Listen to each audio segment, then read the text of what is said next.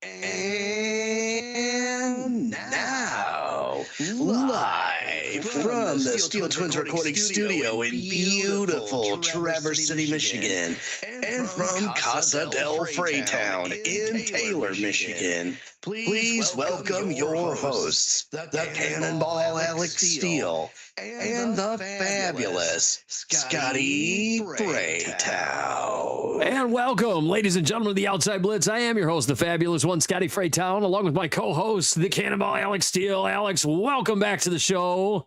What's up, Zion the Potato joining us one more time. Love it, love it, love it. And I'm here on Scott's stream. Hey, buddy. How's it going? Hey, we really appreciate that, Zion. I mean, he's just Mr. Consistency. That's what he is. He is the model of consistency as far as being on our streams. I love it. I love the fact that he's back. Life is good. Can't complain. I am here for it, buddy.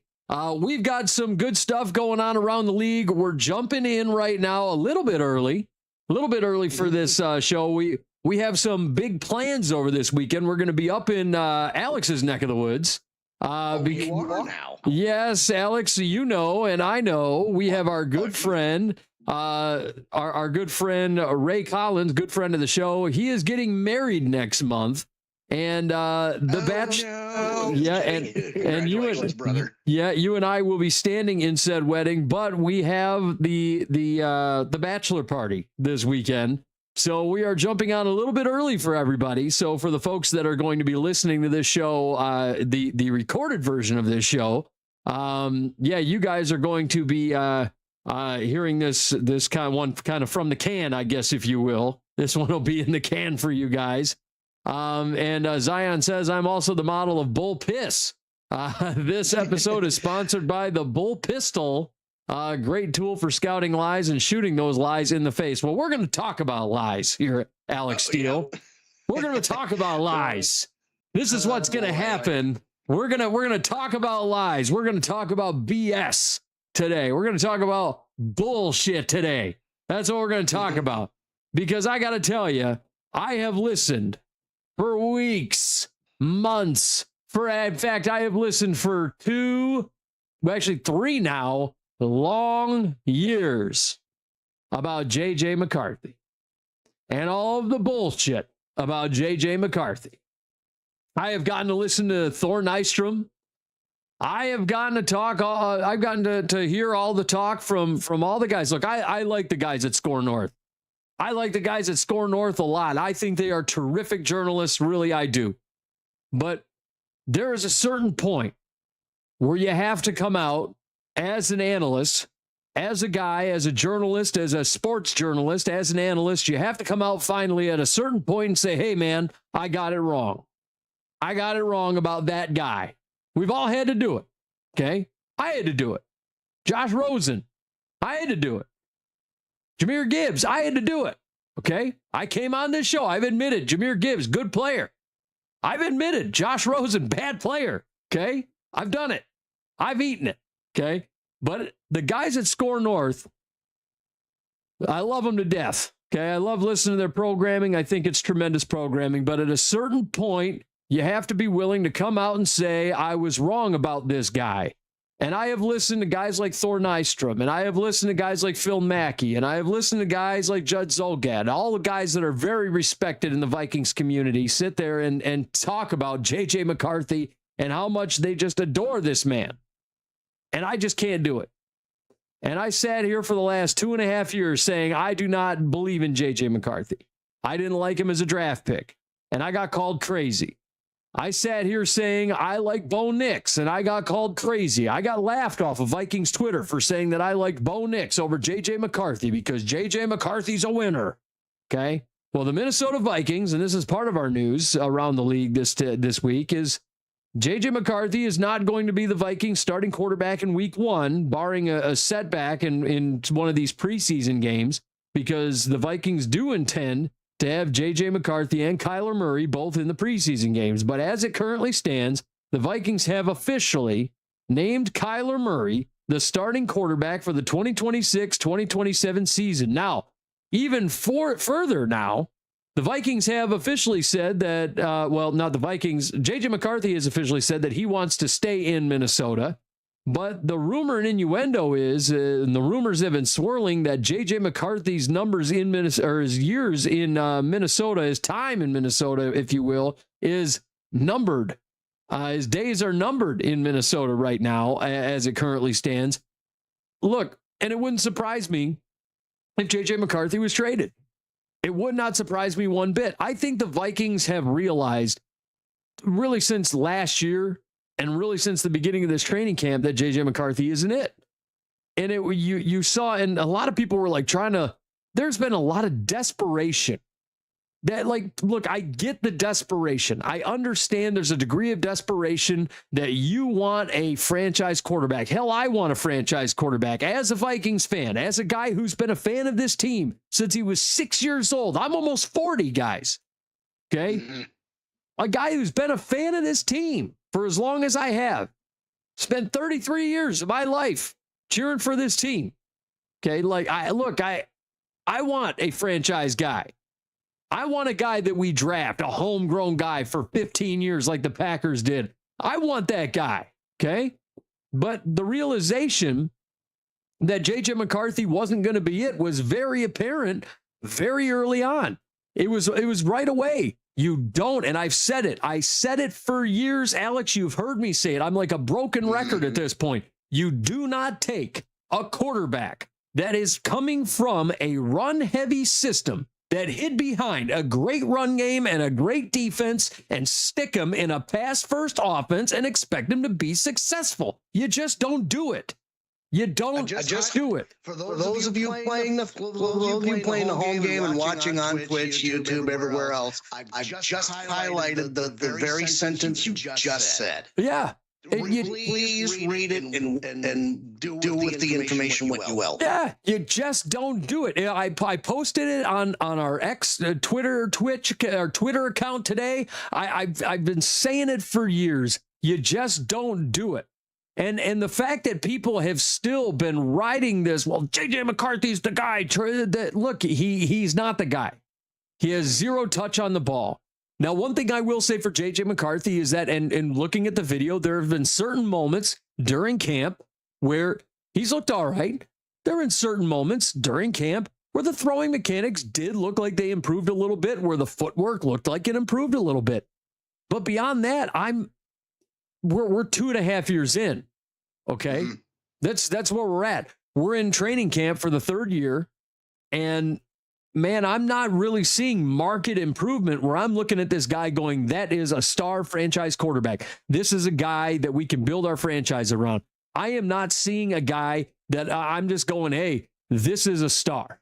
I'm not. And it's just, and people are upset about it. I get it. Everybody is like so desperate for it. And like, I wanted Bo Nix. 2024, I wanted Bo Nix. I was pounding the table. Bo Nix is it. He is the guy. This is the dude you want. At that stage where you're drafting, you want Bo Nix. Give me Bo. And people told me I was nuts. People told me I didn't know what I was talking about. And then, even today, I said, man, I was the guy that wanted Bo Nix. And even today, people sat there saying, oh, I wouldn't have wanted Bo Nix. I wouldn't have wanted Bo.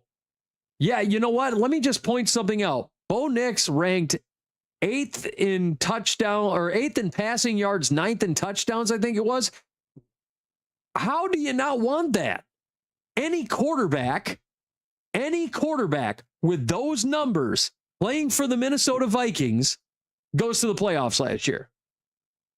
I mean, like J.J. McCarthy last year finished 9-8. The Vikings finished 9-8 last year. So could you imagine what would have happened had Bo Nix been on this Vikings team? I mean, like, it's crazy to me that everything else is in place except for the quarterback, and people just really want J.J. McCarthy to be it. They're so stubborn that J.J. McCarthy is going to be it. And Bo Nix was the guy that they should have gotten. Bo Nix was the only logical choice, and it didn't happen. And a lot of people are like, well, you shouldn't take a rookie quarterback. You should never draft a quarterback. No, you can't be afraid to draft a quarterback because you had a stream of bad quarterbacks that you drafted, okay? I get it. You have a little PTSD from Christian Ponder, and you have a little PTSD from now J.J. McCarthy. I get that. It happens every year. Quarterback gets drafted in the first round, doesn't work out. It happens, okay? You can't have the PTSD from doing that. You still have to go out there and you still got to take another bite at the apple and try and find yourself a star quarterback. You still got to. But at the end of the day, J.J. McCarthy isn't it. He wasn't going to be it. And for those McCarthyites, that's what I'm going to call them, the McCarthy Glazers, the J.J. McCarthyites, whatever you want to call them, okay? For those fans of J.J. McCarthy who are looking for any excuse in the world, well, this quarterback competition, it just wasn't fair. It wasn't fair. They gave Kyler way more snaps than JJ with the first team. And, it wasn't fair. JJ outplayed Kyler on such and such day at such and such time when the moon was full. And give me a frickin' break. JJ McCarthy, by the numbers, if you look at the numbers, by the numbers, J.J. McCarthy looks like he outplayed Kyler. But if you look at actually what happened, J.J. McCarthy, like people are looking at like completion percentage. Oh, look how many more passes J.J. McCarthy completed than Kyler Murray. But then you have to look at what passes were completed. J.J. McCarthy was completing more passes than Kyler Murray because J.J. McCarthy was checking the ball down every single play. Every single practice down, J.J. McCarthy was checking the ball down. But nobody wants to have that conversation. Nobody wants to have that discussion. No, people don't want to talk about how Kyler Murray was chucking the ball down the field and moving the football. No, nobody wants to talk about that. And then I had this other situation where we're talking about Kyler Murray. Oh, well, one guy said, Kyler Murray doesn't know how to make big-time throws. Yeah, if you look at the last couple of years, Kyler Murray doesn't know how to make big-time throws. Kyler Murray ranks 7th in big-time throws in 2024. What? And can you for the uninitiated, is it safe to say that big-time throws are any throws that are over 20 yards? Yeah, Kyler Murray ranks 7th in 2024. But I'm supposed to sit here and be like, oh, yeah, Kyler Murray doesn't make big-time throws. What? In what world are these people living in? And like, J.J. McCarthy, they're like, J.J. makes more big-time throws than Kyler. Okay, has anybody watched the practices? Because every practice that I've been hearing about has been J.J. McCarthy taking short, high-percentage throws because it seems as though he's afraid to really chuck the ball downfield. I mean, that's just what it comes down to. JJ didn't actually outplay Kyler. Kyler Murray is moving the ball down the field. Kyler Murray is the guy that's pushing the ball down the field, while JJ McCarthy is being a check down Charlie. That's what it comes down to. But folks want to focus in on things like the completion percentage, like it's the end all be all, but they're not looking at what's actually happening out on the field. People are so focused on not wanting to be wrong about J.J. McCarthy. I get it. You want to be right about J.J. McCarthy. I get it. We want J.J. McCarthy to be great. And trust me, I wanted the kid to prove me wrong. I came on this show and I said I want the kid to prove me wrong. I really wanted to be wrong. I really, really wanted a franchise quarterback for this team. I really did. And it's just not going to happen for J.J. McCarthy anyway. It's not. Yeah, and next year, when the Vikings go into the draft, they're going to have to draft a quarterback. They're going to have to. If Kyler Murray does well this year, they're going to extend him. They're going to extend him, and then they're going to pay him. But then they're going to go out and they're going to draft a quarterback. You watch, and don't be surprised if it's a first-round guy sitting behind Kyler Murray. And don't be surprised if Kyler Murray gets a Sam Darnold-like contract, just like the one that he got in Seattle. It's probably going to be more expensive because the salary cap is going to go up. But don't be surprised if Kyler Murray gets one that's very similar to Sam Darnold. It's just insane.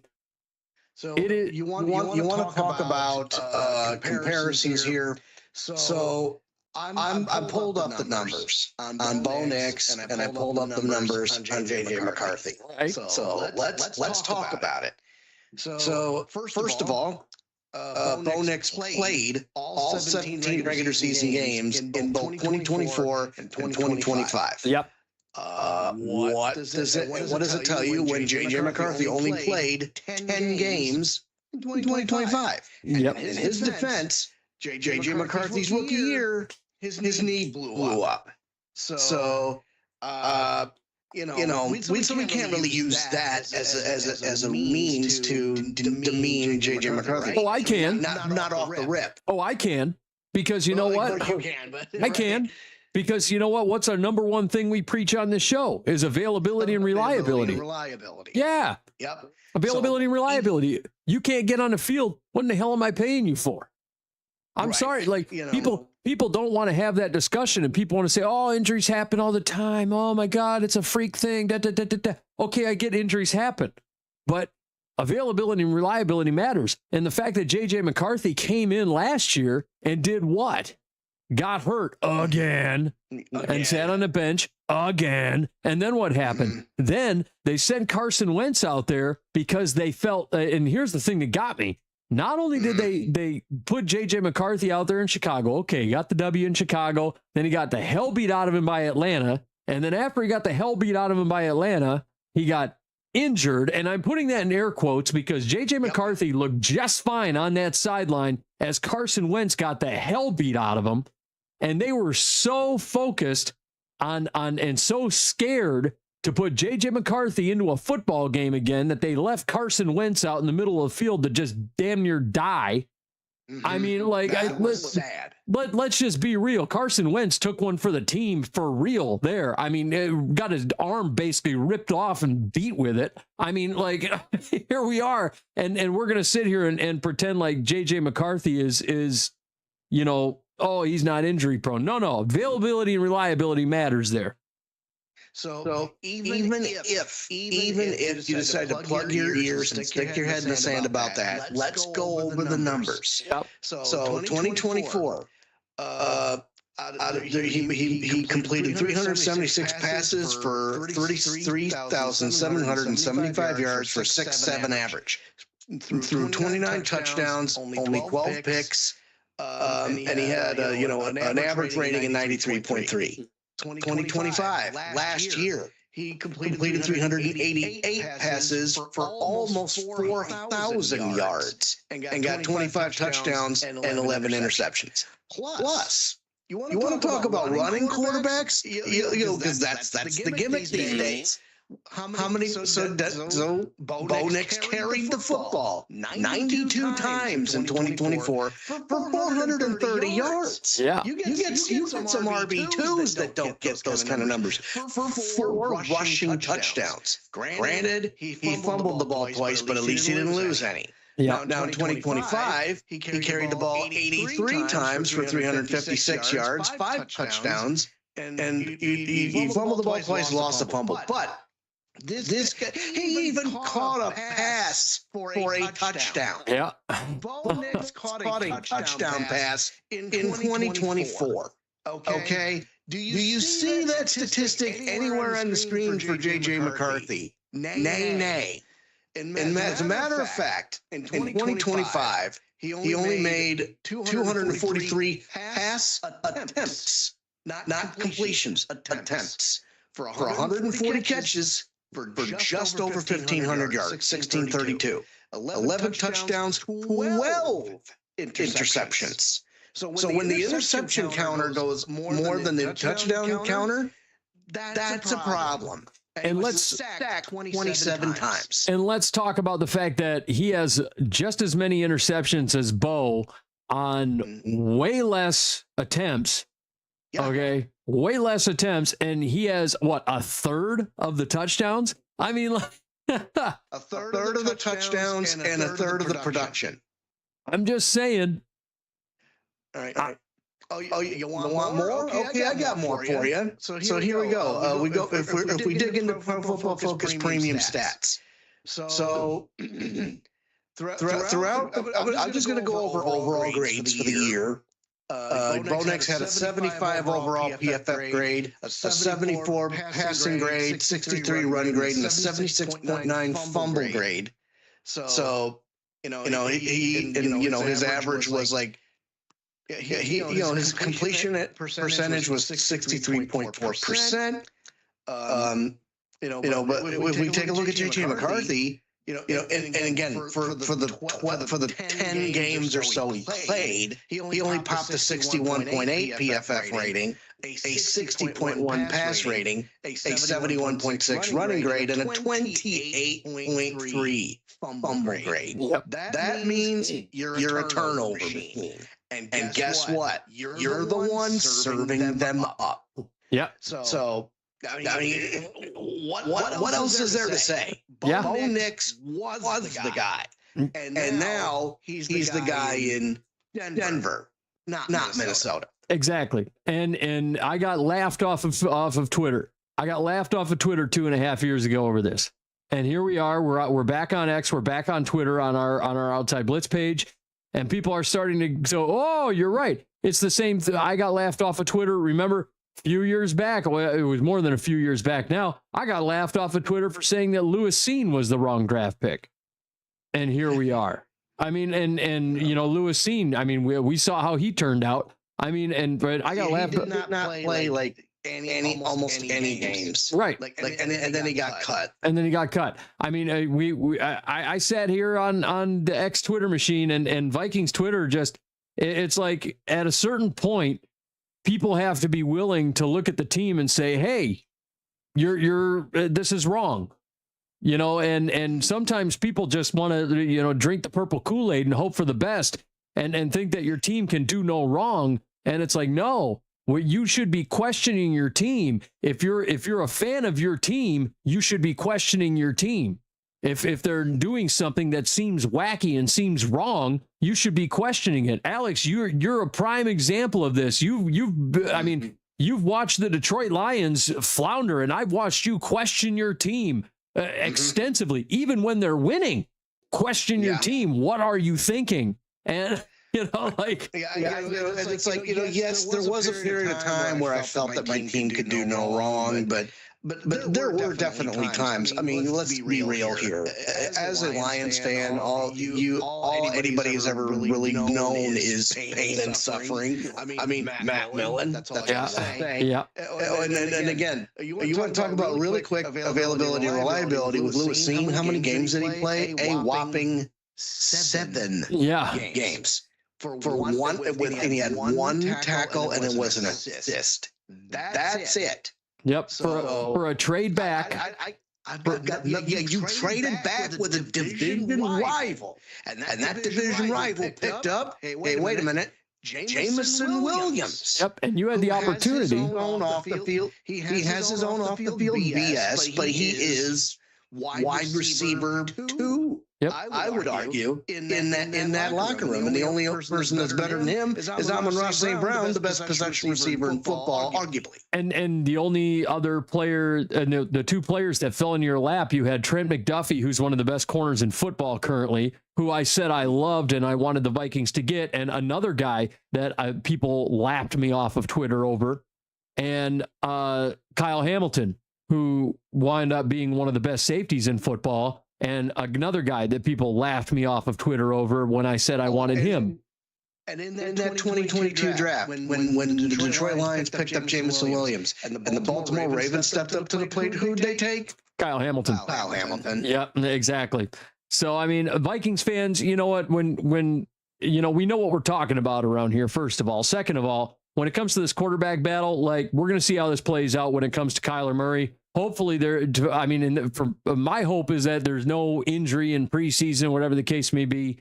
But man, I got to tell you, this whole situation as it pertains to,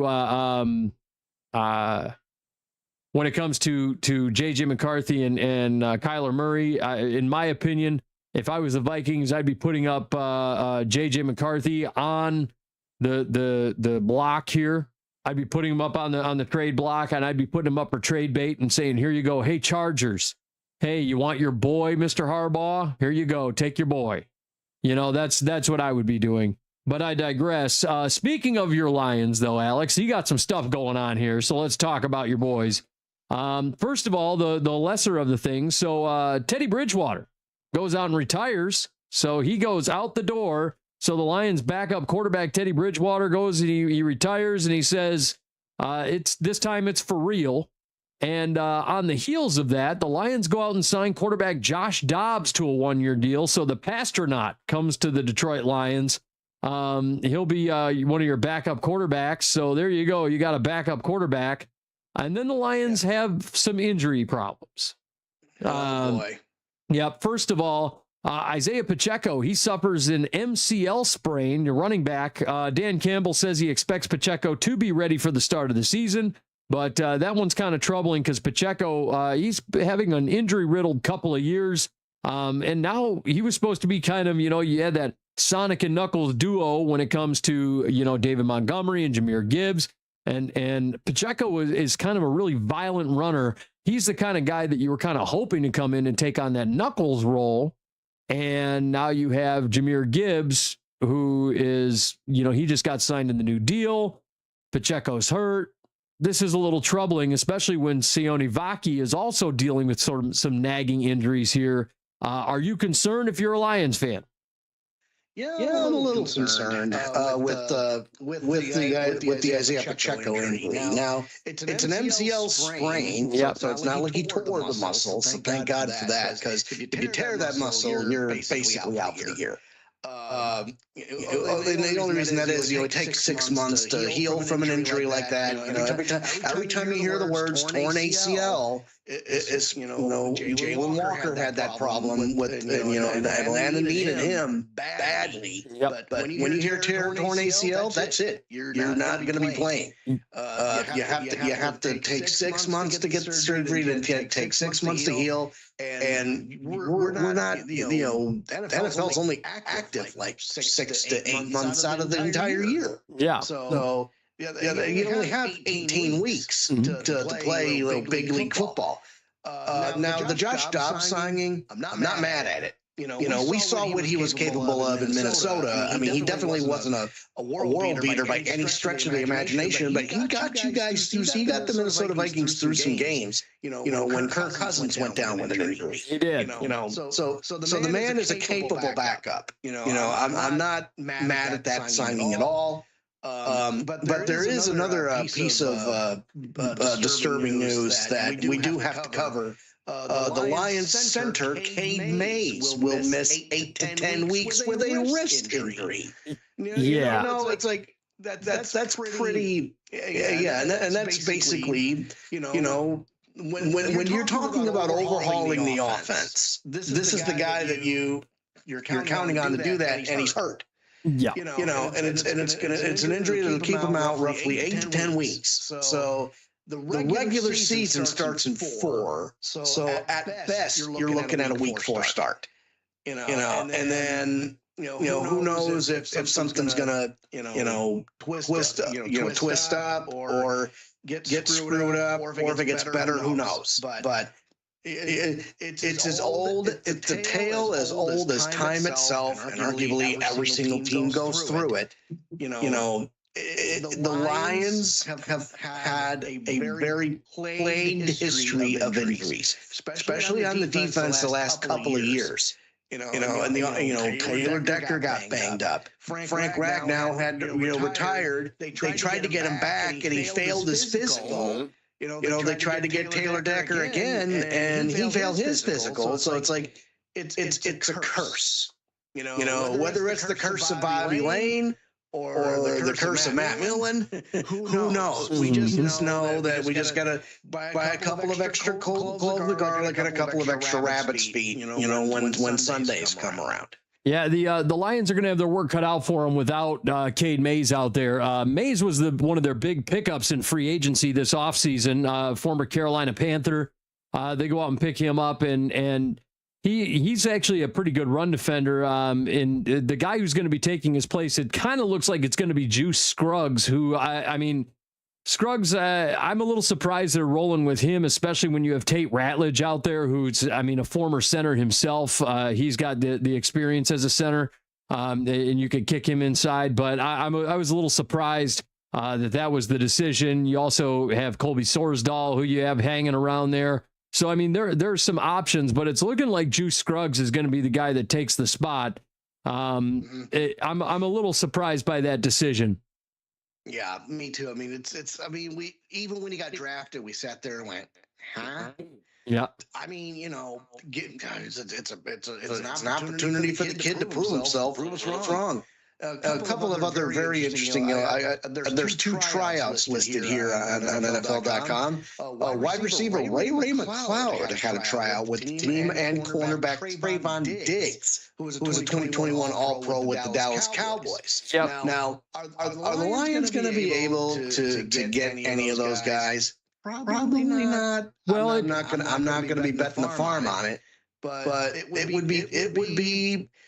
Listen, if you can land a defensive player the caliber of Trayvon Diggs and have it and build him back up in Detroit, I would not. I would actually be quite happy with that. Yeah, I had Trayvon Diggs listed on what part of my news stories here. I looked. Trayvon Diggs is one of those guys that he left Dallas last year. He went to the Green Bay Packers as part of the that little playoff run that the Packers needed to have. They weren't having much luck at the corner position, if you recall, and they brought in Trayvon Diggs with the hopes that he was going to help them kind of get where they needed to go.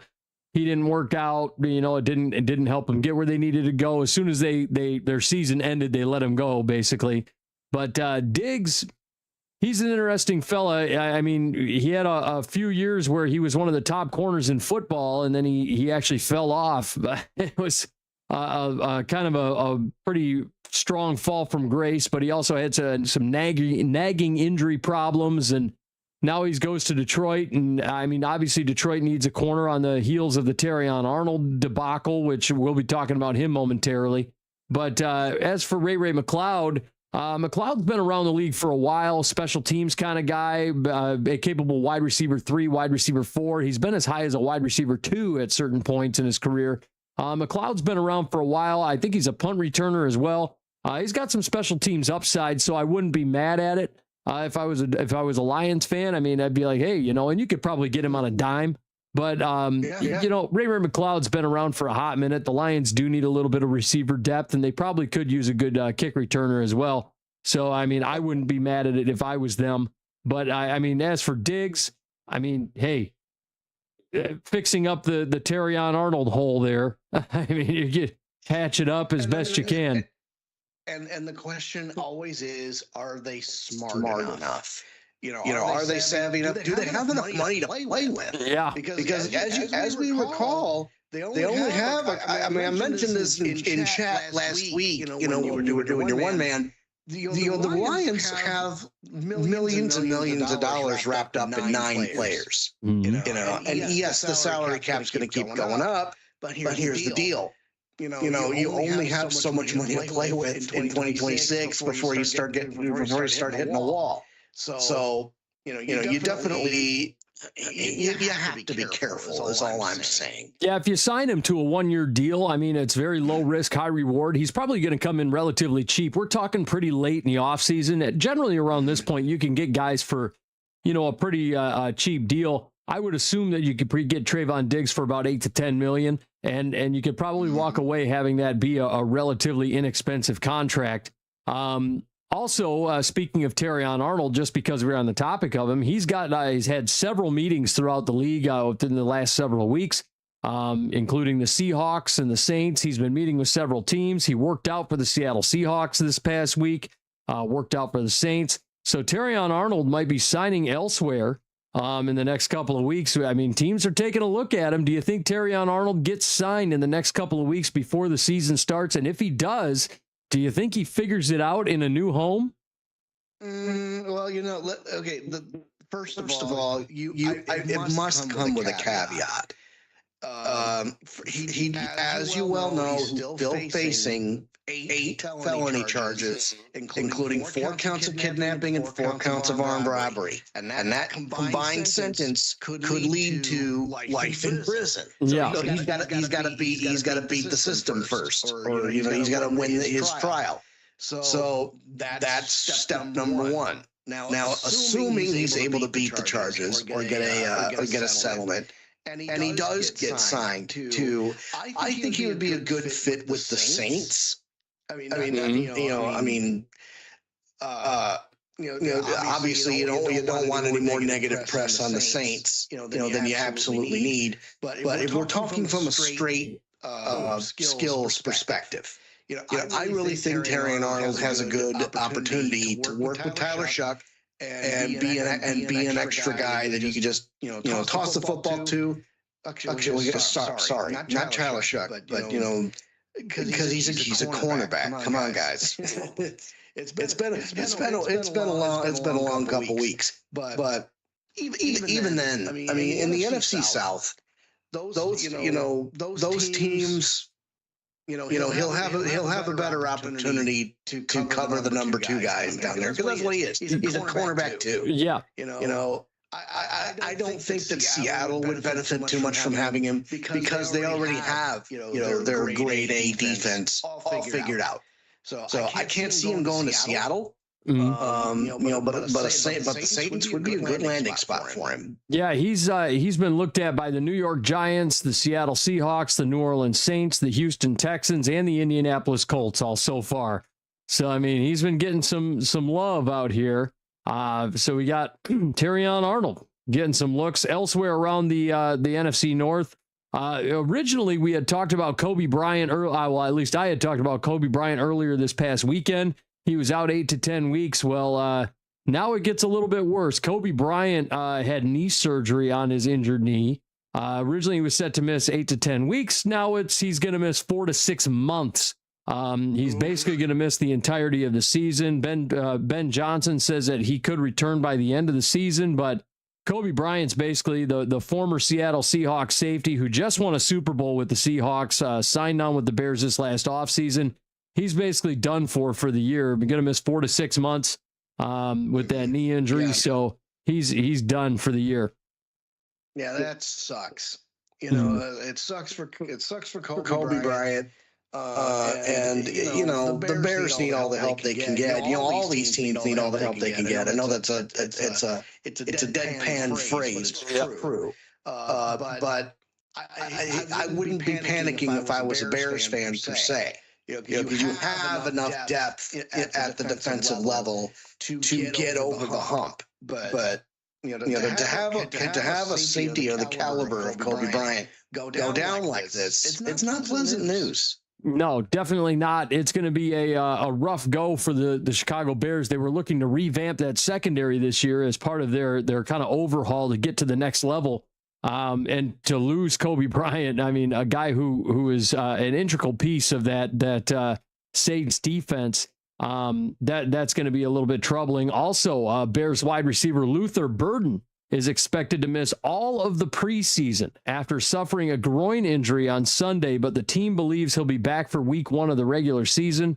Luther getting himself injured out here, groin injury. I mean, man, everybody has been one of the hottest topics about who's going to be really great this year and who's going to have a huge year is Luther Burden III. We keep talking about him. We expected Luther Burden III to have a big year last year, and around the end of last year, he actually started to get a little hot. Now here we are, Luther Burden III, groin injury going into the preseason here. He's going to miss the preseason. And now we're going to have Luther Burden III possibly missing, missing the entire preseason is kind of a big deal, especially when you still got training camps going on and all that stuff. We've seen stuff like this. Guys miss camp.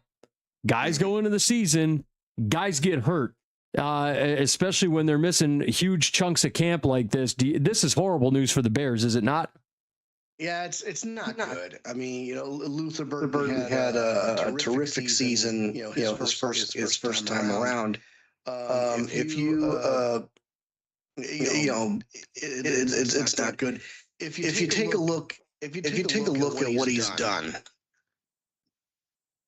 I'm just getting everything pulled up because I mean he was a rookie last year, and if we talk about receiving, he only played. Okay, let's see. Regular season. He topped a 79.3 PFF grade and a 79.9 receiving grade. So he had he only caught 47 passes for 652 yards, but he was a very effective wide receiver 3. Yeah. So you need that depth, and if his best game was against the Dallas Cowboys. Actually, I take that back. It's against the San Francisco 49ers on the road. Week 17, he caught 8 catches for 138 yards and a touchdown. Yes, he did. So the man is capable, and when shuffling things around, and you want to try to build up on that offense, and now he's got this, the omens that are coming up here. I don't think he's going to go this crazy, but it's eerily similar to the Brandon Ayuk situation. Remember when Brandon Ayuk had that ridiculous catch off of one of the Detroit Lions helmets, and he got that big bag because he made it to the NFC title game, made it to the Super Bowl. We all thought he was going to have a great year, but then he didn't show up at training camp. Yep. And now, halfway through the season. Halfway through that season, he got hurt. Yep. And it was a very devastating injury that basically helped slide the cheese off his cracker, so to speak. Yeah. So now, if Luther Burden, there are people out there who don't value preseason. It's the preseason. It doesn't matter. Well, hold on a second. This is an opportunity to see all of your schemes, in live NFL game format. They made the wins and the plays may not count towards statistics, like the regular season does. But it's a tremendous opportunity for coaching staff to identify gaps and to implement fixes so that by the time week 1 comes around, they're ready to go. And Luther needs to be a part of that situation in order for that to be most effective. And the fact that that's not going to happen now. I'm not panicking as a Bears fan, but it's bad news. Yeah, absolutely. As a Bears fan, I mean, I wouldn't be totally panicked, but I mean, Luther Burden III was set to be your wide receiver 2 this year. That's just the reality because DJ Moore went out the door. And Roma Dunze. Yeah, that part. Yeah, that part is what I'm saying. And roll up the depth chart. Yeah, Roma Dunze is obviously going to be your wide receiver 1. He's kicking into that wide receiver 1 role, and here we are. So we got to figure out what's going to happen in this current situation. I'm hoping. I mean, as a Vikings fan, I mean, I would hate to see Luther Burden III have a great year, but for Rome, and as a Lions fan too, I mean, I definitely don't want that getting turned up at the tail end of it. Yeah. But Luther Burden III, I mean, he's a hell of a player, and if he winds up getting hit in his stride, if he turns into anything like he was in college, I mean, the league is going to be put on notice awfully quick. Also around the NFC North, the Packers cut tight end Luke Lachey. A guy that Boots was real big on. I was hoping Boots was going to be here for that one, but I know Boots couldn't make it today. But Luke Lachey gets cut, a tight end number 3. So they go ahead and start trimming the fat here, if you will. And Luke Lachey gets kicked to the curb. I feel like this is like the second or third time they've cut him in the last year to make space for somebody, and then he keeps getting brought back. He's he just keeps coming back from the dead. Also, let's talk about the Atlanta Falcons. They've got some small moves going on. They go out and sign running back Trey Sermon to a 1-year deal. The former Ohio State running back. We all kind of thought Trey Sermon was going to be a bigger deal than what he turned out to be. He originally, if you recall, he got drafted by the San Francisco 49ers. We all thought, oh, Trey Sermon, here he comes. And he didn't pan out over there with San Francisco, and he really hasn't caught on anywhere else. But he goes to the Atlanta Falcons. He's probably going to be a backup over there, and here we go. He's obviously going to back up Bijan Robinson. But Trey Sermon with the Atlanta Falcons. Also, the Falcons signed tight end Nick Muse to a 1-year deal. He's a tight end 3 over there, a tight end 2, tight end 3 type, more of a blocking tight end. Both these signings, depth moves, but things that Atlanta needs desperately. They need to back up. I mean, they really haven't done anything to back up Bijan at all. I mean, they got Brian Robinson over there. I mean, that's one thing. They got Brian Robinson behind him. So you got the Robinsons. But I mean, realistic. I'm gonna bet that B. Robinson has the best year in the backfield there. But I mean, that's not going to be enough, and especially with the quarterback controversy going on, with Tua sitting in the back, sitting in the back seat, Cooper Rush, as the backup quarterback, and then Michael Penix, you still got a big question mark over his head, If there was a team out there that personified, they need all the help they can get. The Atlanta Falcons is definitely one of them. Yeah, and also they activate, and part of me wants to say this is like, hey, this is good news for Atlanta, and then the other part of me is like, this is kind of questionable news for Atlanta, like because I want to say it's good news, but then given who the player is, it's like, is it good news? The Falcons have, we talked about it a couple weeks ago that he was placed on the PUP list, but then now the Falcons have activated Jawan Taylor off of the PUP list. So offensive tackle Jawan Taylor is back practicing. So there's that. So they just added, 20 false starts to their season. I mean, that part. Yeah. And that's why it's the news is mixed. Because on the one hand, it's like, great, you get an opportunity to, try to, silence the doubters out there. But at the same time, it's like, let's see what happens. But if Jawan Taylor continues to line off sides, if he continues to, suffer in his role, I mean, we're just gonna sit there going, shrug emoji. Yeah, we kind of saw it coming. It's an interesting little spot here. Elsewhere around the division, we've got some moves being made by the Saints. The defensive end Cameron Jordan, he could miss the start of the season due to a groin injury. We talked about it a few weeks ago, how the Saints signed him.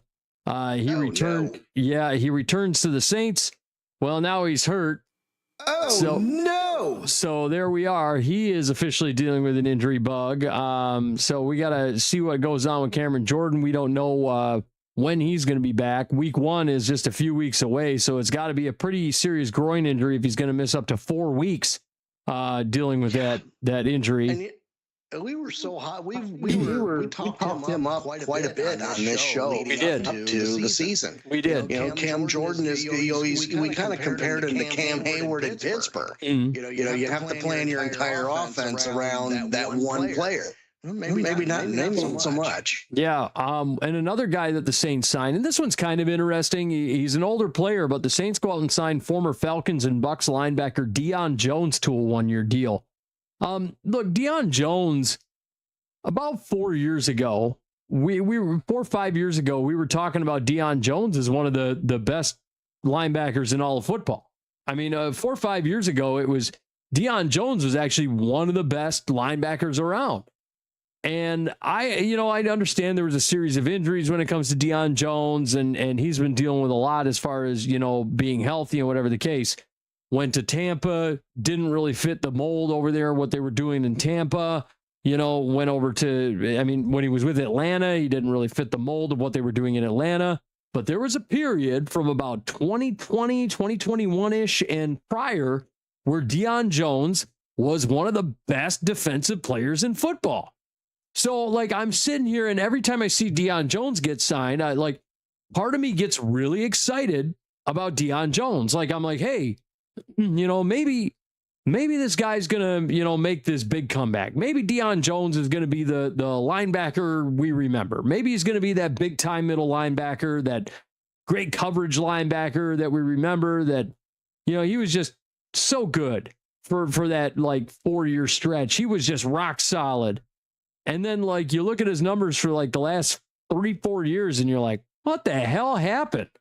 And so I really want him to be great with the Saints. I really hope this is a career resurgence for him. I really hope he finally just gets his stride back a little bit. I kind of want to see it happen because I really like Deion Jones, but man, it has been rough for a couple of years now for him. I just, man, if you look at the numbers, I mean, at 1 year, I think he posted a 32.9. It was bad. Mm-hmm. I was like, ugh. I believe that 32.9, if unless I missed my guess, was about, I think it was in 2021. He had 34.6 overall defensive grade. So there wasn't a bright spot anywhere to be seen. Yeah, it was brutal. Yeah, I mean, if you look at Deion Jones, his career from 2021 onward, it's been ugh. But 2020 and ahead, and before that, it was hey, Deion Jones is a great player. Look at all these numbers; these are great. Yep. And so I mean, I don't know if Deion Jones is ever going to find it again. I don't know if it's just Father Time does no jobs. I don't know if Father Time just kind of caught up to him or whatever the case may be. But man, I really hope he finds it again with the New Orleans Saints. Sometimes a change of scenery can do you some good. And in the case of him going to Tampa, it didn't do him any good. So we're going to find out what the Saints can do for him, if anything. So we'll figure out that. Elsewhere, also with the Saints, offensive guard Dylan Redunds, he's placed on season-ending IR due to a torn ACL. He's an offensive guard for them. Oh dear. Yeah, he's been sort of a rotational guard for them. I know he's kind of a sort of second string. He's filled in quite a bit. I think he's had 10 starts. He's actually a nice little rotational guard for them, though, is Redunds, and for him to have that happen is a little troubling for the Saints. They're going to have to find themselves a little more depth at the interior offensive line position. And it's a tough thing to do when it's this late in the off season here. You got to go digging into the bargain bin to go out and find yourself a little bit of depth. So that's going to be a little bit of an interesting thing for them to be dealing with. So he'll be out for the year. Also in the NFC South, Panthers running back Jonathan Brooks is set to play in Saturday's preseason game versus the Bills. If you recall, Brooks is a former second-round pick of the 2024 NFL Draft. He hasn't played due to a torn ACL that he suffered in the 2025 season. He had a torn ACL back in his college days, which kind of kept him out in the 2024 season. So now Jonathan Brooks, we're actually going to see Jonathan Brooks in game. Here we go. All the rumor and innuendo is that he's been looking explosive as hell in camp. Alex, do you think we're going to see the Jonathan Brooks that we saw at Texas University? Do you think that's what we're going to see? I'm going to go ahead and go out on a limb and say yes. I believe, that it's coming. Now, I'm also fully prepared to eat crow with a little bit of ketchup, because what have we said about, players that, get hurt early? Availability and reliability is a huge thing. Is anyone ever really the same after a torn ACL? Nah. The list is pretty short. But you know what? I'm going to give them the benefit of the doubt. Let's go, Jonathan Brooks. I just really hope that they don't wear those ridiculously ugly uniforms during that first preseason game. Yeah. It's going to be an interesting little gimmick here to see Jonathan Brooks out on the field. I hope that he turns it up, because I was really hyped about Jonathan Brooks when he came out. If you recall, I actually had him as my number one running back coming out of that draft class, and Trey Benson as my number two. So far, neither of them have panned out. It's just been a rough go. for either one of them. So we're going to see if either one of them pans out. Also, speaking of running backs that have had a tough go, the 49ers, they go out and sign running back Zamir White to a 1-year deal. Hey, there he is. Yeah, there's a guy you're very familiar with, Zamir White, the man who kept you out of a. He kept me from winning the plaque. Some time ago in fantasy. The story behind that is they sat out Josh Jacobs at the time, and Zamir White was the backup, and I snap called and got him, and with some advice from Mr. Frank here. And I ended up giving the plaque to, I believe it was Kyle that year. Mm-hmm. Here's my. If you're listening to this, Kyle, you hate to see it. My thing about it is, look, I remember that moment calling you and talking to you. It was one of the most cutthroat things I'd ever seen. Me talking to you and going, hey, looks like Josh Jacobs is out. Who's his backup? Zamir White. Who has Zamir White? And then I saw my phone go, nobody. And then I saw my phone go, bzzz, Alex has picked up Zamir White. It was that quick. Yeah. And I went, wow, it was a cutthroat fucker. I blew my mind. And then the next morning, Kyle went to go get Zamir White, and Zamir White was long gone. And then Zamir White actually was the reason that Kyle got eliminated, because Zamir White, if you remember that game against the Chiefs, had himself the game of his life against the Chiefs that day. So I laughed my ass off. But in any case, Zamir White, he'll be backing up old CMC over there with the 49ers, so we'll see how that goes. Also, the 49ers signed corner Eli Apple to a 1-year deal. Eli Apple, if you recall, originally a New York Giant, went to a Super Bowl with the Cincinnati Bengals for a while back. I mean, when they did that, and I mean, it was out of nowhere. He had like the year of his life. And since then, he's been a bit of a journeyman, just kind of jumping around the league. Now with the Niners here. So giving the Niners some corner depth, a little bit of a surprise move, but it gives the Niners some corner depth here. So there you go. The Eli Apple with the Niners. I think it's more of a depth move than anything, but it's a good depth move because Eli Apple is, I would call, a higher end corner 3. I wouldn't call him, a CB2 or anything. In the right system, Eli Apple starts. But I think Eli Apple is a corner number 3 in this league at this stage of his career.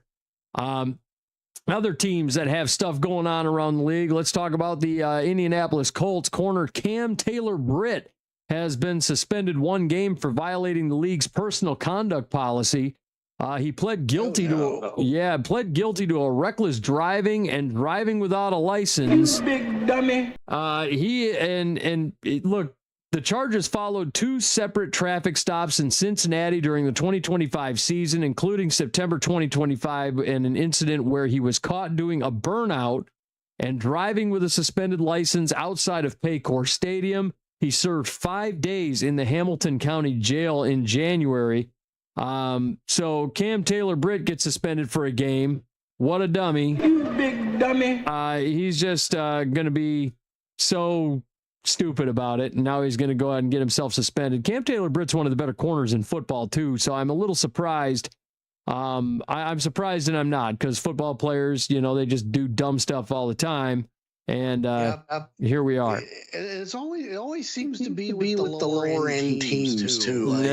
Like the Colts. I wouldn't call the Colts a low end team, but usually we hear this kind of stuff out of Vegas. I think Vegas seems to be a pretty bad breeding ground for the party boys and the silly guys. But this is dumb. It's like you're getting paid millions of dollars.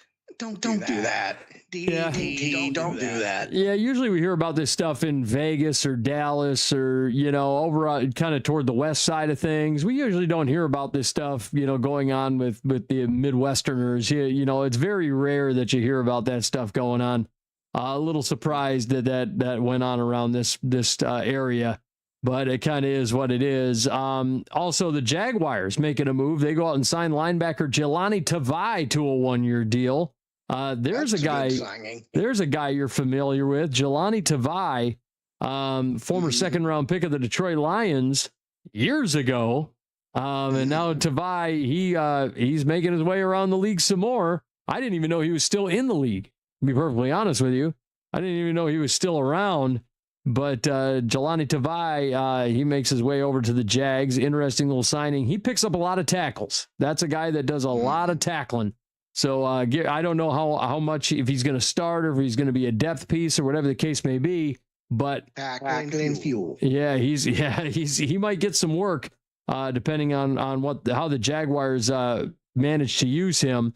Also, let's talk about the New York Football Jets. They activate linebacker Joseph Asai off of the PUP list. So Joseph Asai coming off the PUP list is a huge deal for them. He's basically he's a linebacker, but he's an edge rusher basically. So they're going to be getting some nice pressure off the edge. But then the rookie first-round linebacker David Bailey is now considered day-to-day after injuring his ankle at practice. Head coach Aaron Glenn says that he should be fine, but that's a tough one when you lose your first-round linebacker. Especially with a player the caliber of David Bailey. Yeah, we saw that man at the combine just light it up. Yes, the Senior Bowl and all the other pre-draft activities. I mean, the guy was a surefire first rounder easily. Easily. So protect that young man. You need all the help you can get, New York. Yeah, and they picked him up in the second overall pick. I mean, he was incredible. Yes. So, I mean, here we go. And also, they have another issue with rookie VJ Payne. He's set to miss 3 to 4 weeks due to a bone bruise. So they're going to be missing their rookie safety as well. So VJ Payne is going to be out for a little while. The Jets dealing with some defensive injuries here. Yep. VJ's in a lot of pain. Oh, come on. It's like boots never left. Yeah, exactly. Yeah, we got to keep the vibe going. Unreal. Also for the Cleveland Browns, they got some stuff going on. First of all, you've got they placed offensive guard Kendrick Green on injured reserve with an undisclosed injury. There's no timetable for his return. If you recall, he was signed off of the Bills practice squad in December of 2025. So Kendrick Green, he'll be out for a little while. And also the Browns rather, they got something happening here. They're going to start. So they got the next 2 preseason games. You're going to see Shedeur Sanders get a start, and you're going to see Deshaun Watson get a start. So each of them are going to get a start in the next 2 preseason games.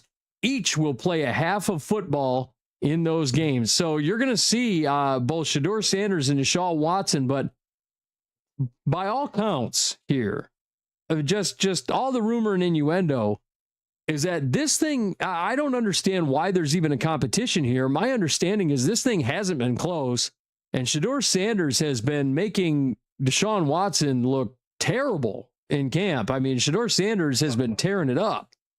I mean, well, in Deshaun's defense, he's terrible even without Shedeur Sanders. That's fair. I mean, the man, like, as soon as he missed all that time, like all the skill left, right? All the skill it all went bye-bye.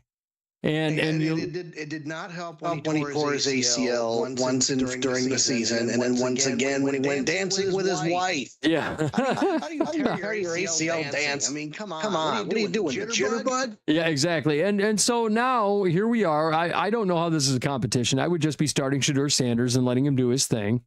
But this is what Todd Monken's going to do.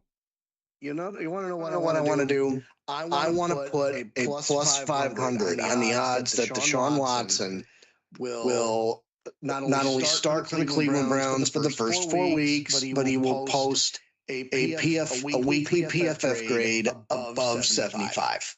Yeah, You know what? That's if we do another one of those, I believes that's another one of my bold predictions. Yeah, but I mean, it's ludicrous speed is what that is. We will have jumped the shark here at the outside blitz if we get even a fifth of that. But because as we all know, Deshaun Watson's cooked, and I guess the Browns are trying to save face to try to make something happen with that disgusting contract of his. I bet you they can't wait to get. Is this the last year of his deal?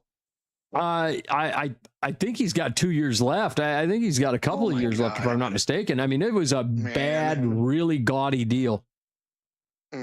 And look what it did. I mean, he barely saw the field. He got injured. And yeah, it's a dumpster fire. We've been heavily critical of that organization for years. Because of that, and not just because of this deal, but this is a big reason. So yeah, if Shedeur is the starter. But I would not be surprised to see the Cleveland Browns do Cleveland Browns things. Brown's going to Brown, as we say here on the show. And like first 4 weeks, Deshaun Watson started. And he did mediocre. Yay.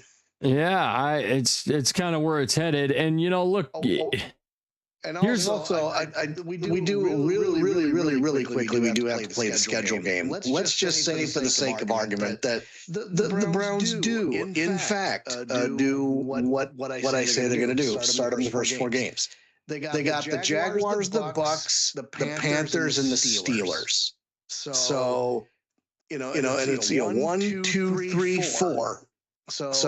And I think that Steelers game is probably where Deshaun's finally going to get his head taken off, and then they put Shedeur Sanders in, and I'm just it's just such a bad idea, such a bad idea. It is. It's a horrible idea. I don't understand what in the hell they're doing, what in the hell they're thinking. I just start Shedeur. My goodness, just give Shedeur the number 1 job. Put Deshaun Watson in the preseason games. Let Shedeur get all the training camp reps. Treat Shedeur as QB1. That's what you should be doing. But I digress. And another team that's doing wacky things with their quarterbacks. Ravens have placed quarterback Skylar Thompson on IR with an undisclosed injury. So let me get this straight. You kept Skylar Thompson, but you cut Diego Pavia. Make it make sense. We just did it. We just did the arm raise at the same time. Yeah, So you mean to tell me the Heisman runner-up isn't good enough for the organization, but some hack job named Skylar Thompson's good enough, and now of course he's. You know what they're doing? I think they're sitting there going, "Hey, wait a minute. Maybe this isn't the deal we signed up for." I just say Diego Pavia. Too little, too late, in my opinion. Diego Pavia needs to sign with a rival organization, maybe even a division rival, and just go absolutely bonkers. Yeah, Diego Pavia, somebody needs to sign him. I don't understand why people aren't signing Diego Pavia. It doesn't make sense to me at this point. I think it's silly as hell that he hasn't been signed to a deal. It's just so stupid. Let's talk about the Commanders. They got some stuff going on, big stuff. First of all, they signed left tackle Nicholas Petit-Frere to a 1-year deal. Okay, he got released by the Titans, if you recall. He gets signed to a deal. This comes on the heels of the bigger news. Offensive tackle Laramie Tunsil suffers torn triceps at camp. He's going to undergo surgery. He's expected to miss most, if not all, of the 2026-27 season. So no. Yeah. So you got to say that extra long because listen, that man is basically your lifeline at left tackle. Yeah. He's the reason that Jaden Daniels will stay upright. Well, not anymore. Yeah. This one was brutal. This is going to be a just what a terrible misfortune that has befallen the Washington Commanders and Jaden Daniels. That poor guy, and that's why they go out and sign Nicholas Petit-Frere, who I mean he played for the Titans, and had a rough go with the Titans, if you recall. Just a guy that didn't really pan out as an offensive tackle for them. But man, this is horrible news. Horrible news. Yep, you're basically trading your Ferrari for a gremlin. Yeah. After leaving in downtown Detroit with the tires off and the windows broken. Yeah, this is going to be really bad. Terrible. This is going to be really bad. Jaden Daniels going to get the hell beat out of him this year. I would be avoiding Jaden Daniels like the plague in fantasy if I was anybody, but maybe that's just my opinion. Yeah, well, can we take a look at real quick at what his sack count was last year? Mm-hmm. So if we take a look at Jaden Daniels' stats here, and we take a look at how many times he got sacked 18 times last year. Yeah, 47 times in 2024. That was before Laramie Tunsil came over. Yeah. So you saw the sack count drop. Now, granted. Jaden Daniels also only played 7 games last year. Yeah. So the over-under, I'm putting the over-under at like 35, and I'm betting the over. Yeah, I think he's going to get the crap beat out of him. The Commanders are in deep trouble. Yeah, I honestly think he's going to get the crap beat out of him. I think it's going to be an issue here. Commanders, like you said, deep trouble. This is going to be an issue. Also, the Chiefs signed defensive end Emmanuel Ogbah to a 1-year deal. So Ogbah comes home to the Chiefs. He'll be back. So he's back with his original team. And then we've got some bigger signings going on. The first one doesn't make sense to me. I'm going to tell you this, that I looked at the numbers for this guy and I just went, the Bills sign offensive guard Osiris Torrance to a 4-year, $78.4 million extension, $19.6 million per year. He gets $46 million guaranteed. Listen, he's now one of the top paid guards in the NFL, but I don't know why. I just find this to be a questionable signing. Look at his numbers for the last 3 years. I peeked through them. They were not good. Last season, 59.8 PFF grade, 64 pass blocking grade, 54.6 run blocking grade. I don't understand where this merits $19.6 million per year. This is one of those times where I'm going, what? Why are you paying this guy this amount of money? $19.6 million a year for that? What? Yeah. What in the hell is going on? And maybe Joe Brady sees something that I don't. I don't get it, but this one to me is baffling. Yeah, well, whatever Joe Brady sees that you don't, he's probably been drinking. Yeah. So whatever he's seeing, he's probably on some. He's probably on something. And when he wakes up and in the regular season sees Josh Allen, continually eating the turf, he'll probably scratch his. Why did we sign that guy to that deal? But. That's just me. Yeah, I don't understand this signing at all. Osiris Torrance getting signed to that contract and being one of the highest paid guards just seems silly to me. This doesn't make a whole lot of sense. There are a whole lot of other guards out there that are infinitely better. Oh yeah. Also, elsewhere around that division, the Patriots go ahead and sign tight end Hunter Henry to a 2-year, $16 million extension. It's worth up to $20 million in incentives. And $8 million per year is the base. So $16 million is the base. It can be up to $20 million with incentives. So if he hits his incentives, obviously we're going to be talking about $10 million per year. He gets $14.5 million guaranteed, though, $4.2 million signing bonus. So, Hunter Henry getting money, cashing them checks. He's one of the better tight ends in football still, even though he's one of the older tight ends in football. Hunter Henry has been very, very good for the Patriots. He was good when he played for the Chargers all those years ago. And now here we are playing with the Patriots, getting himself paid, and he's been very consistent for them. ranked 17 in Pro Football Focus amongst all NFL tight ends. Currently, he is sporting a 72.5 PFF grade, a 75.3 receiving grade, a 65.4 pass blocking grade, and a 53.3 run blocking grade. His receiving grades were pretty good. He caught 42 catches for 419 yards and 6 touchdowns for an average of 10 yards a catch. Yeah, that's pretty good. That's basically a first down every catch. Yeah. 76 yards after the catch. And if we take a look at his first down, he had 29 first down. He moved the chains 29 times.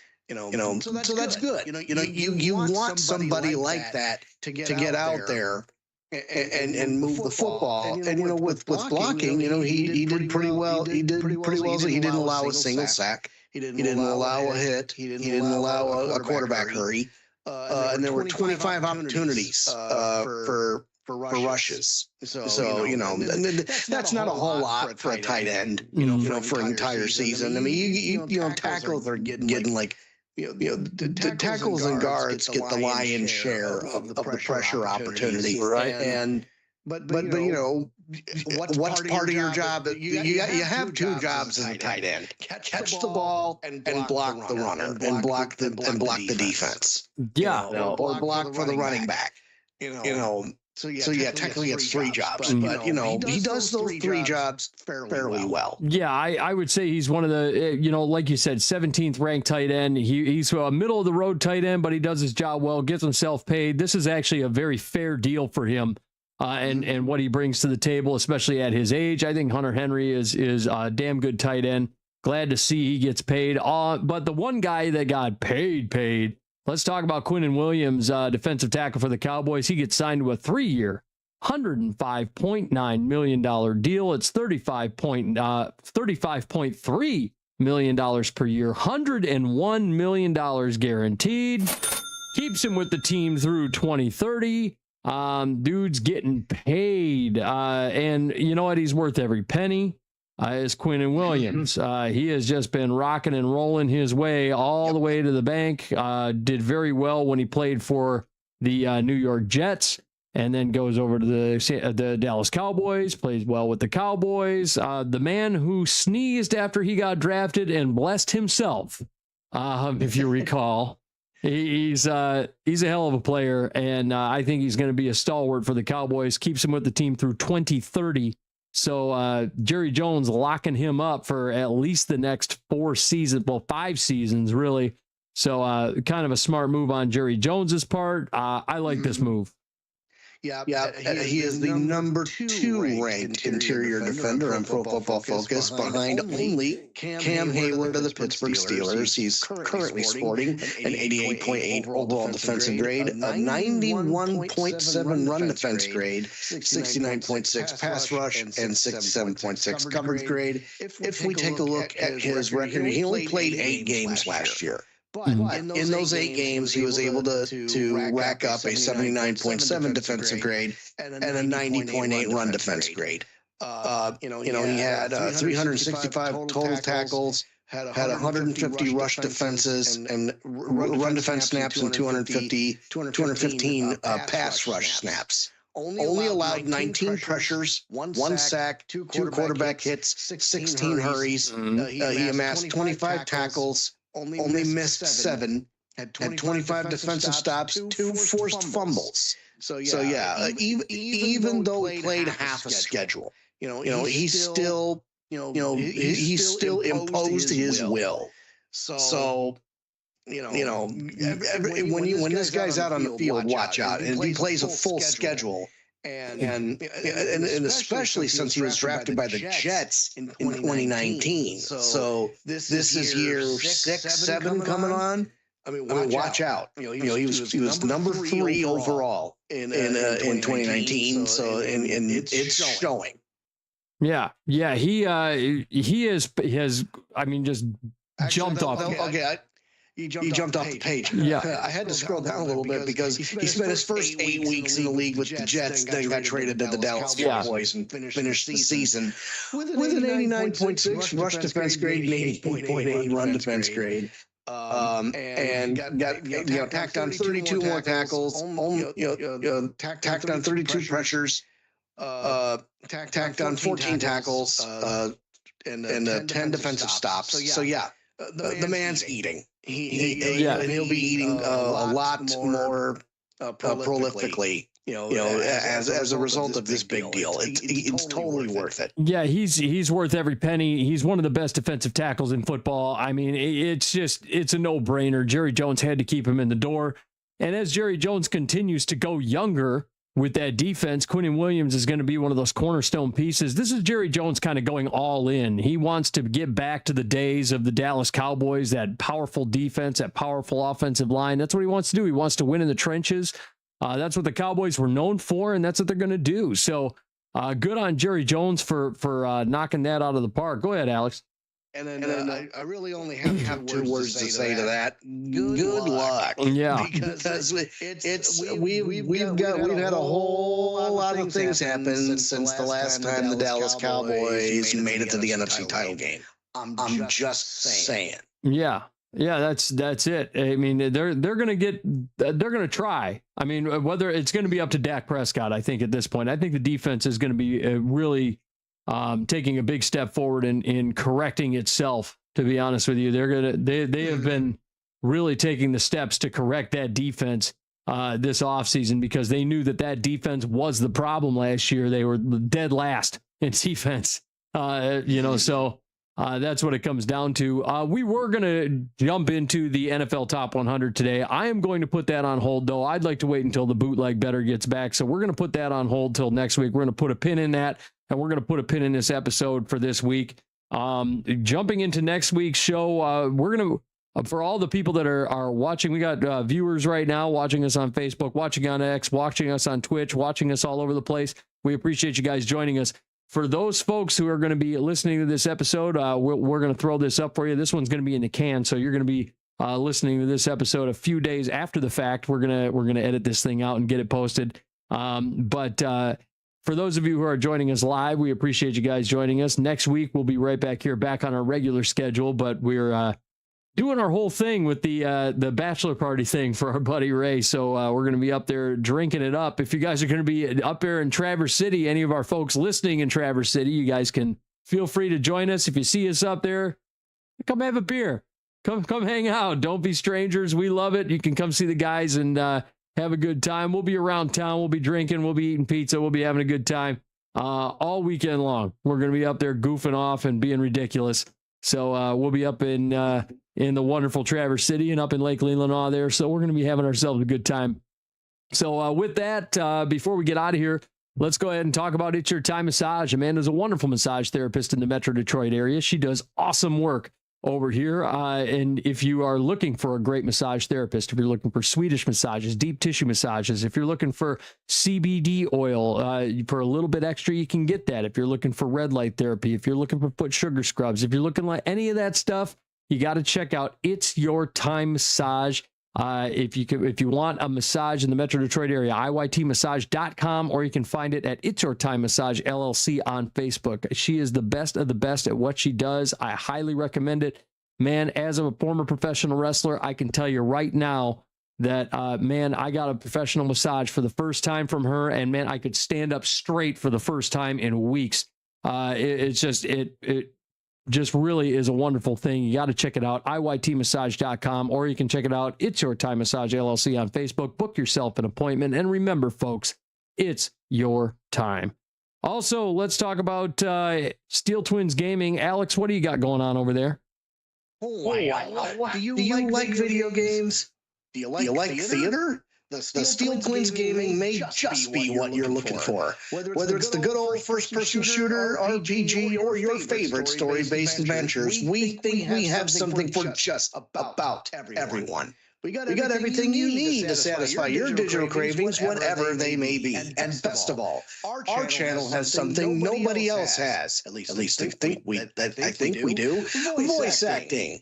Every week, my brother and I will play a game that has a lot of text-based dialogue, and we will act it out with the voices that come up in our heads for the characters you see on screen. Sometimes we do our best to highlight the drama of the situation, and sometimes just goof off to have a good time. Either way, we're sure you'll be entertained. We're on every Saturday or Sunday afternoon at about 2:30 p.m. The schedule has not been kind to us this summer, but you can follow us on X at Steel Twins Alex to keep up to date on our shenanigans. And hey, don't forget the brother channel, Steel Twins Andy. It is there. You'll get your full fix of Nostalgic Mondays, Nintendo Tuesdays, FPS Wednesdays, Indie Thursdays, and Open World Fridays. And I do have to drop into Nostalgic. I kind of hijacked the show this past Monday on my Twitch channel. We did this thing called, there's this game out there right now called the Mighty Morphin Power Rangers Rita's Rewind. Basically, it's a Power Rangers beat 'em up, and it brings back everything about the '90s. There are even settings in the game where you can make it look like you're playing it on a CRT TV. It's freaking hilarious. And it was an absolute blast. And obviously, you know, we can't have a discussion about Steel Twins Gaming without mentioning Bad Dudes. Oh yeah, one of these days, Alice, we're gonna get Bad Dudes on there. Yeah, absolutely. We're going to get Bad Dudes on there. And also, last but not least, we got to talk about, well, not last but not least, but we got to talk about I Ate Cookies Out of the Trash. Let's talk about books, man. I Ate Cookies Out of the Trash by Tammy Pruitt. It's an inspirational guide written by Tammy Pruitt based on her real life experiences dealing with body image and eating issues. And listen, she shapes her book with her struggles and how to overcome them. It's supported with research-based facts and accompanied by her professional advice as a registered dietitian.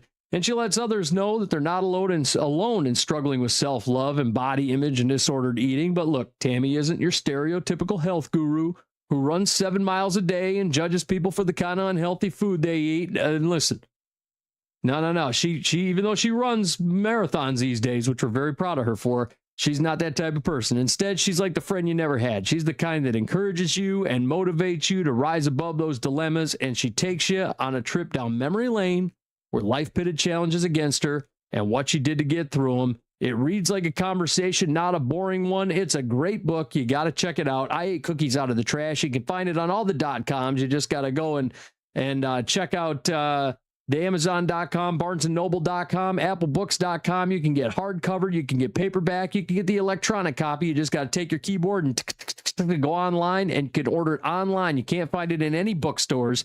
You got to order this book online. Check it out. I Ate Cookies Out of the Trash. It's an excellent book by Tammy Pruitt. I highly recommend it. It's a great read. And also, last but not least, let's talk about the artist formerly known as Big Willie Dubs Gaming. Now we're going to talk about him as No Shot Bot TTV. No Shot Bot, hey, brother. And he's joining us in the chat here. Will is in the house. Welcome to the show, Will. Will he's a consistently inconsistent gamer dad. That is what I'm going to refer to him as. He is an excellent gamer, man. He's got a great channel over there. Twitch, Facebook. You can find him over on the TikTok. The TikTok. Thank you. There's my old man moment for the day. But No Shot Bot TTV, it's good stuff. You got to check it out. He does a lot of first-person shooter stuff over there, but he's not just doing first-person shooter stuff. Every now and then, he does some really fun stuff over on his channel, whether he's doing the Hot Ones Challenge, which I would love to join him for, or he does the, we ate nasty jelly beans on his channel the one day. I ate one that tasted like a booger. It was gross. Or he threatened to shave his beard one day and scared the shit out of his wife with it. I mean, we do cool stuff. He does cool stuff. We love it. You got to check it out. No Shot Bot TTV. Will is super entertaining. His channel is fantastic. I think, yes, Hot Ones Challenge, buddy. We can do Hot Ones Challenge with you. You want to do Hot Ones Challenge? We'll do Hot Ones. But yeah, just watch out for the bomb. Oh god, that's the bad one. It tastes like shoe leather, and it completely destroyed my mouth. Oh god, I can attest to that. We did the Hot Ones Challenge on our own, and it was terrible. But anyway, no, we got to check it out. No Shot Bot TTV. He's part of a gaming team called Team NVS. Get it? Yeah, He's exactly. He's also a member of a group called Hidden Blade Circle. So you want to go check them out. Plus, he has 999 followers. We need one person out there in the Twitch first to drop kick that follow button and get my boy to 1,000 followers. Come on, somebody's got to do it. It is baffling that this man is at 999 and he's just sitting there at 999. I am blown away by that. And I'm gonna take a look at his channel over here because I've got it up right here. So I mean how does this man not have 1,000? We got to get him to 1,000. That's got to happen. 999 followers. This is crazy. Somebody go follow No Shot Bot TTV. Give our boy a follow. We would love that. But you got to follow him on Twitch, No Shot Bot TTV. But yeah, there you go. Give me the sirens, Will. But we appreciate you guys tuning in. This is, I mean, we got preseason games coming around the corner here, coming up this weekend. We will be out of town this weekend. Like I said, Traverse City, if you guys are going to come and say hi to us, feel free to say hi. Come have a beer. We're going to be around. And folks, enjoy your football this weekend. We will see you next week right here on the Outside Blitz. I bet you listen to us again. And with that, ow, we're gone. Oh man, I fumbled that. But, that's okay. And we really hope we get the bootleg better on here next week. The babies need their boots fixed. You know what I'm saying? They do.